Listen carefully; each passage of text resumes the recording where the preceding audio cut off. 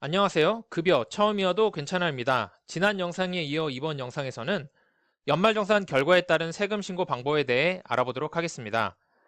연말정산을 완료하고 2월 급여 작업 시에 연말정산 결과를 반영하였다면 3월에 2월분 세금 신고를 하게 되겠죠? 이때 세금 신고를 어떻게 해줘야 하는지 그 방법에 대해 알아보도록 하겠습니다. 먼저 소득세 신고 방법입니다. 나이스 국공립급여 월급여 메뉴로 가셔서 급여 자료 관리 아래에 원천징수 이행 상황 신고서로 가신 후 2023년 2월로 설정하여 조회하신 다음 원천세 이행 상황 신고서를 출력하십시오. 그런 다음 홈택스 홈페이지로 이동합니다. 신고 납부 메뉴에 세금 신고 원천세로 가신 다음에 그 다음 페이지에서 정기 신고를 클릭합니다. 연말정산 포함에 체크하시고요. 근로소득에 체크하세요. 근로소득 외에 다른 소득도 신고해야 하는 게 있으면 같이 체크하시고 다음으로 이동합니다. 출력한 원천징수 이행상황 신고서에 있는 대로 홈택스에 그대로 입력하시면 됩니다. 차감 징수 세액이 플러스 값이거나 발생한 세금이 환급해줘야 하는 차감 징수 세액보다 큰 경우에는 이대로 신고하시면 끝납니다. 발생한 세금보다 환급해줘야 하는 차감 징수세액이 큰 경우에는 3월에는 이대로 입력하시고요. A10번이 앞으로 더 환급해줘야 하는 금액인데 이 금액을 잘 기록해 두었다가 다음 달, 그러니까 4월 달에 신고해 줄 때 또 기재를 해줘야 합니다. 이 내용에 대해서는 잠시 후 다시 설명하도록 하겠습니다. 근로소득 외에 다른 소득이 있다면 그 소득도 함께 입력해 주고 나서 스크롤 바를 밑으로 쭉 내리면 저장 후 다음 이동 버튼이 있습니다. 이것을 누르시고요. 이 화면에서 해당하는 사항이 없으면 그대로 저장 후 다음 이동 버튼을 누릅니다. 그 다음에 신고서 작성 완료 누르시고 신고서 제출하기 누르시면 끝납니다.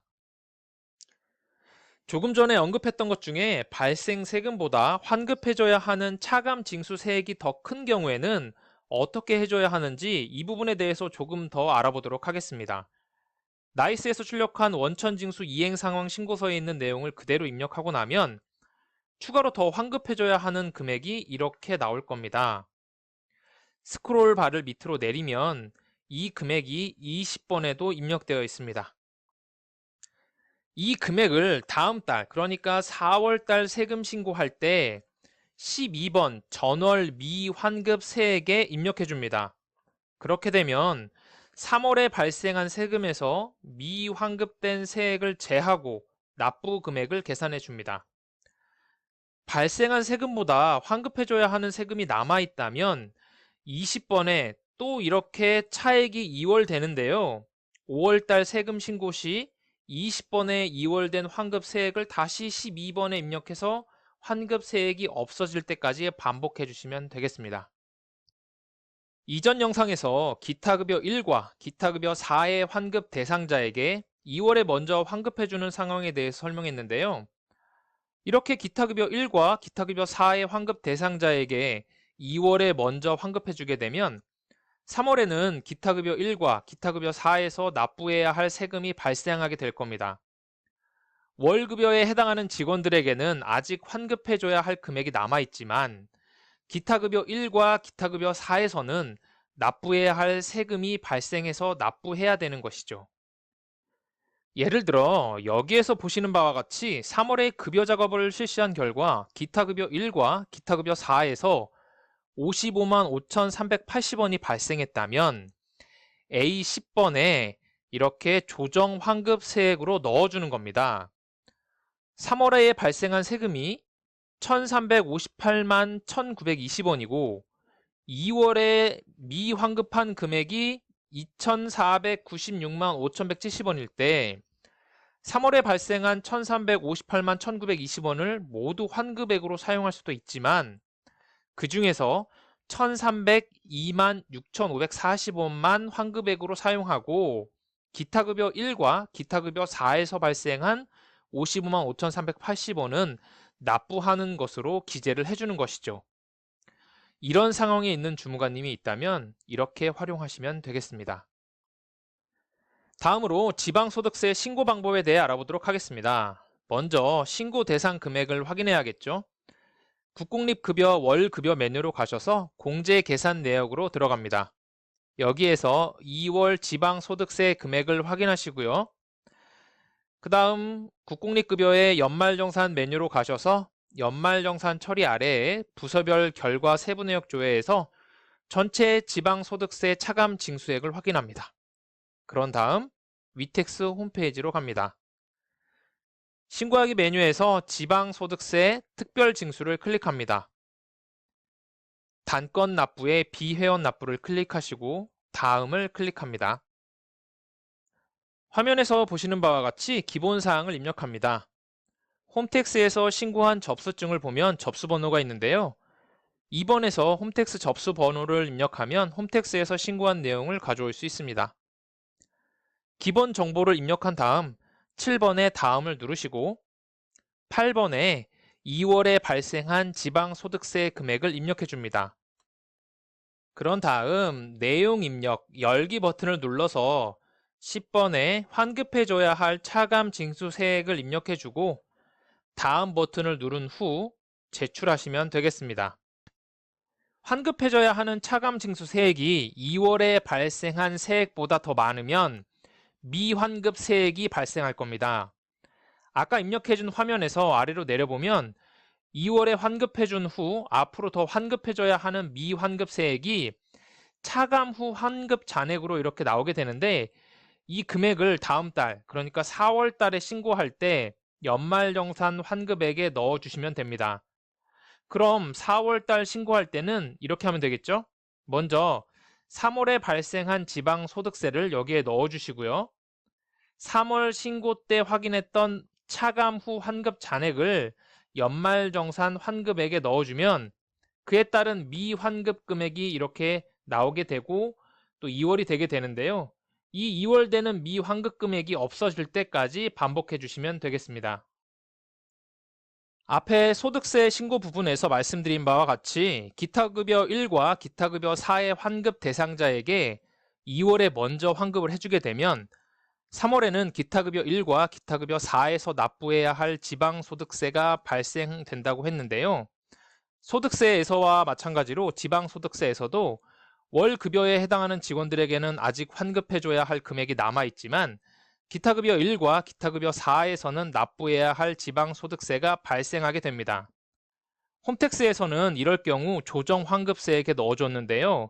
위텍스는 홈택스와 달리 조정환급세액 입력하는 기능이 없어 수작업으로 계산해서 입력해줘야 합니다.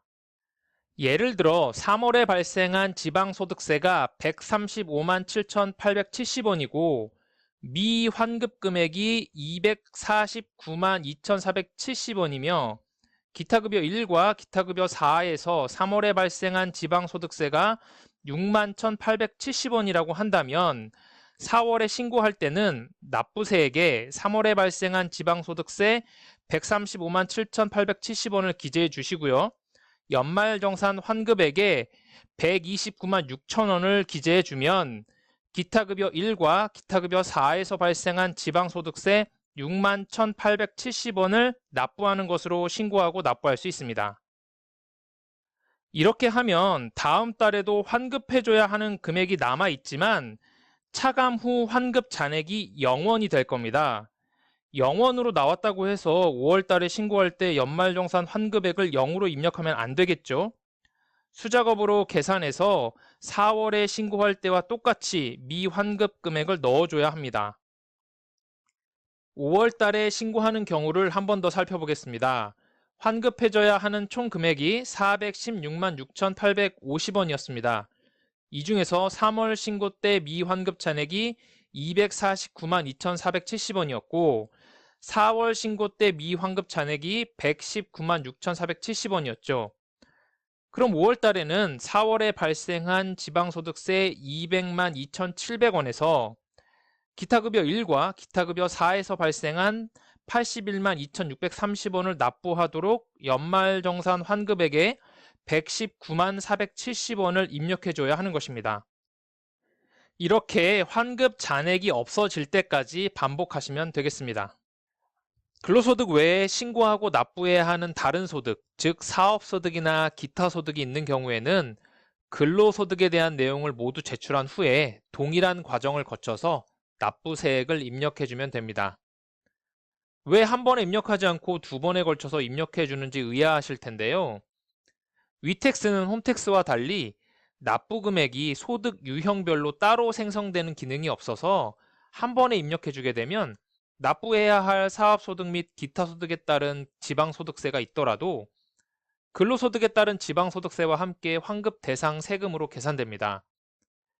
강사분들에게 강사비를 지급하고 그에 따른 세금을 원천 징수하여 세외 계좌에 보관해 놓고 있던 지방소득세가 환급 대상 금액에 포함되게 되면 납부하지 못하고 환급이 끝날 때까지 계속 세외 계좌에 보관해야 하는 부담이 생기게 됩니다. 또 이렇게 되면 이후 차감 징수 세액을 계산하는 것도 상당히 복잡해지겠죠? 따라서 위택스에서는 이렇게 근로소득에 따른 지방소득세와 다른 지방소득세를 따로 입력해 주어야 납부 금액이 소득별로 이렇게 따로 생성되고 바로 납부할 수 있어서 세외에 보관해야 하는 부담을 덜 수 있고 계산도 편리해집니다.